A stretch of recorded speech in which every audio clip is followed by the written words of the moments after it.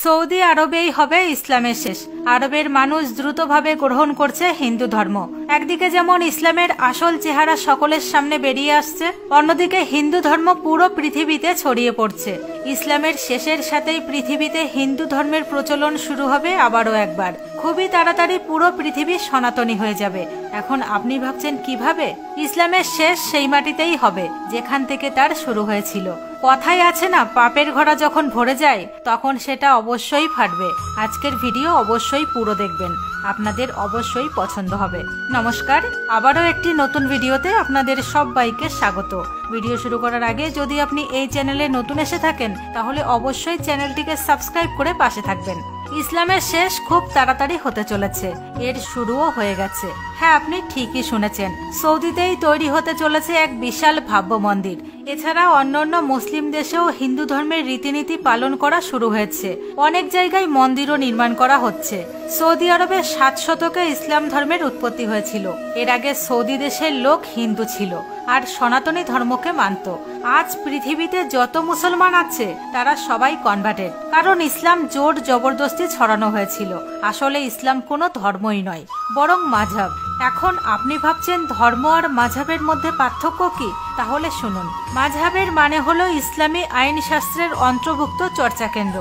মানে ইসলামে মানুষকে আদব কায়দা শেখানো হয়, কিভাবে খেতে হবে, কিভাবে শুতে হবে, কিভাবে কথা বলতে হবে, কিভাবে পোশাক পরতে হবে, ইত্যাদি ইত্যাদি। এরপর ধীরে ধীরে যা ইসলাম ধর্মের রূপ নিয়ে নেয়। 570 বঙ্গাব্দে আরবের মক্কা শহরে ইসলামের শেষ পেগম্বর মোহাম্মদ সাহেবের জন্ম হয়েছিল। এরপর 610 বঙ্গাব্দে মক্কার হীরারাঙ্গের গুহায়, যেখানে তিনি শান্তির খোঁজে যেতেন, সেখান থেকেই তিনি ইসলামের জ্ঞান পেয়েছিলেন। আর ইসলামের সম্পর্কে তিনি ধীরে ধীরে মক্কার মানুষদের বলতে শুরু করেন। শুরুর দিকে মানুষ তার কথা বিশ্বাস করে না, মানুষ তাকে পাগল ভাবে। কিন্তু মোহাম্মদ সাহেব ইসলামকে ছড়ানোর প্রতিজ্ঞা করে নিয়েছিলেন।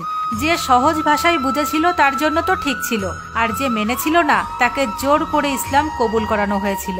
ইসলাম উদয় হওয়ার আগে আরবে অনেক ধরনের কাবিলা ছিল যারা নিজের নিজের দেবদেবীর পূজা করত।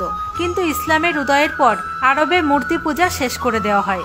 এতটুকুই নয়, ওই কপিলাতে যে সমস্ত দেবদেবীর মূর্তি ছিল তাও ভেঙে ফেলা হয়। বলা হয় ওখানে মোট 360টি মূর্তি ছিল, যে মূর্তি মোহাম্মদ সাহেব ভেঙে ফেলেছিলেন। এরপর ধীরে ধীরে ইসলাম সারা পৃথিবীতে গুটি গুটি পায়ে ছড়িয়ে পড়েছে, আর এখন পৃথিবীর দ্বিতীয় বৃহত্তম মযহাব তৈরি হয়ে গেছে। কিন্তু ইতিহাস আরও একবার ঘুরে সামনে এসেছে। ইসলামের যেভাবে উদয় হয়েছে ঠিক একইভাবে তার শেষের দিকে এগিয়ে চলেছে। সাথে হিন্দু ধর্ম পৃথিবীর কোনায় কোনায় ছড়িয়ে পড়ছে। তফাৎ শুধু এতটুকু, ইসলামকে জোর জবরদস্তি বাড়ানো হয়েছিল আর হিন্দু ধর্মকে মানুষ মন থেকে গ্রহণ করছে। এই কথা তো এখন প্রমাণ হয়ে গেছে। একটা সময় ছিল যখন পৃথিবীতে কেবলমাত্র সনাতন ধর্মই ছিল। পরে মানুষ নিজের নিজের কাবিলা বানিয়েছে আর আলাদা আলাদা ধর্মের উৎপত্তি হয়েছে। এর প্রমাণ আপনারা পৃথিবীর কোনায় কোনায় অবস্থিত পুরানো থেকে পুরানো হিন্দু মন্দির থেকে পেয়ে যাবেন। পৃথিবীর যেখানেই মাটি খুঁড়ে দেখা যাবে সেখানেই সনাতন ধর্মের প্রমাণ অবশ্যই পাওয়া যাবে, যার প্রমাণ সৌদি আরবেও পাওয়া গেছে।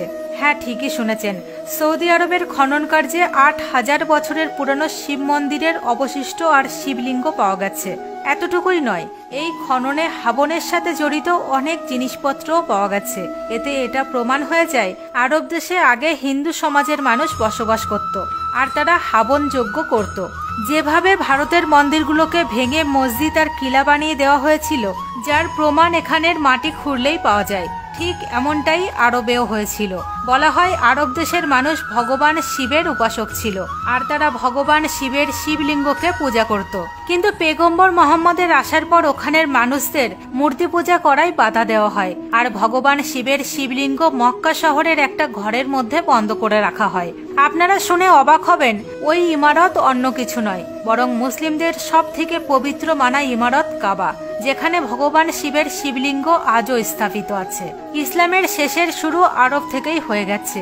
ইসলামিক দেশের সব থেকে বড় আর ধনী দেশ মানা আরব দেশ এখন হিন্দু ধর্মের রীতিনীতি গ্রহণ করতে শুরু করেছে। আরবে বসবাসকারী হিন্দু ধর্মের মানুষদের জন্য বিশাল আকৃতি মন্দিরের নির্মাণ করা হচ্ছে। এই মন্দিরে 17টি দেবদেবীর মূর্তি রাখা হয়েছে। সাথে এই মন্দির সব ধর্মের মানুষের জন্য সব সময় খোলা। মন্দিরের এক পাশে একটি গুরুদুয়ারা আর অন্য পাশে একটি চার্চও আছে। এতটুকুই নয়, আরব দেশের নাম বদল করে হিন্দু ধর্মের উপর রাখার চিন্তাভাবনাও চলছে। আরবের একটি শহর আল মিনহাদের নাম বদল করে হিন্দ সিটি রাখার হুকুম দেওয়া হয়েছে। আমাদের প্রধানমন্ত্রী নরেন্দ্র মোদীর একাগ্রতা আর আগ্রহে দেশ বিদেশে ভারতের পরিচিতি বাড়ছে। সাথে হিন্দু ধর্মকে আরও একবার পুরো বিশ্বের মানুষ চিনতে শুরু করেছে। নরেন্দ্র মোদীজির থেকেই প্রভাবিত হয়ে আরবের প্রধানমন্ত্রী শেখ মোহাম্মদ বিন রাশিদ আল মাকতুম তার একটি জেলার নাম পরিবর্তন করে হিন্দ সিটি করার হুকুম দিয়েছেন। এই জেলাকে 4টি ভাগে বিভক্ত করা হয়েছে: হিন্দ 1, হিন্দ 2, হিন্দ 3, হিন্দ 4। যখন থেকে এই খবর হিন্দুস্তানের হিন্দু সমাজে পৌঁছেছে, হিন্দুদের মধ্যে খুশির পরব শুরু হয়েছে। সনাতন ধর্মের মানুষ তাদের ধর্মের এই প্রবৃত্তি দেখে গর্ব অনুভব করছে। শুধুমাত্র আরবেই নয়, পৃথিবীর আরও অনেক মুসলিম দেশে হিন্দু মন্দির নির্মাণ করা হচ্ছে। সাথে তারা হিন্দু ধর্ম, হিন্দু কালচারকে আপন করে নিতে শুরু করেছে। আরব ছাড়াও ওমান, যা একটি শক্ত মুসলিম দেশ, সেখানেও হিন্দুর সংখ্যা বর্তমানে বেড়ে 2 লক্ষ হয়ে গেছে। সাথে মস্কোতেও বড় বড় 2টি হিন্দু মন্দির আছে, যেখানে ভগবান শিব আর ভগবান রামের পূজা করা হয়। এছাড়া লিবনানের মতন দেশেও হিন্দুর সংখ্যা বৃদ্ধি পাচ্ছে। সাথে হিন্দুদের রীতি রেওয়াজ বাড়ছে। মালয়েশিয়ার মতন দেশেও এখন হিন্দুর পার্বণ অনেক ধুমধামের সাথে পালন করা হয়। এছাড়া বাহারিনেও হিন্দু আবাদি বেড়েছে। এখানে 2000 বছর থেকেও পুরানো একটি হিন্দু মন্দির স্থাপিত আছে।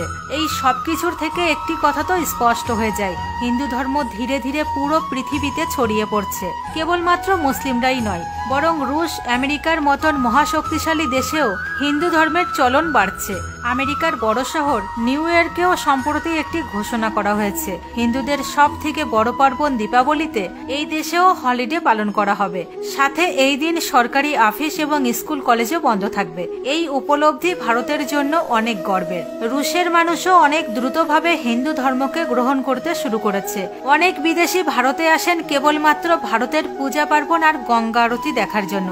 সমগ্র ভারতবর্ষে বিভিন্ন ধর্মীয় স্থানে আপনারা হাজারো সংখ্যক বিদেশি দেখতে পাবেন। তারা কেবলমাত্র ভারতবর্ষ দেখতে নয়, বরং হিন্দু ধর্ম, হিন্দু কালচারকে কাছের থেকে উপলব্ধি করতেও আসেন। হরে কৃষ্ণ হরে রামা ধুন আজকাল বিদেশিদের মুখে বেশি শোনা যায়। হরে কৃষ্ণ হরে রামা ধুনে শুধুমাত্র বিদেশি বৃদ্ধ বৃদ্ধারাই নয়, অসংখ্য তরুণ যুবক যুবতীকে নাচতে আর সুর মেলাতে দেখতে পাবেন। আর এই ধরনের ভিডিও সোশ্যাল মিডিয়ায় প্রতিদিন আপনারা দেখতেই পাবেন।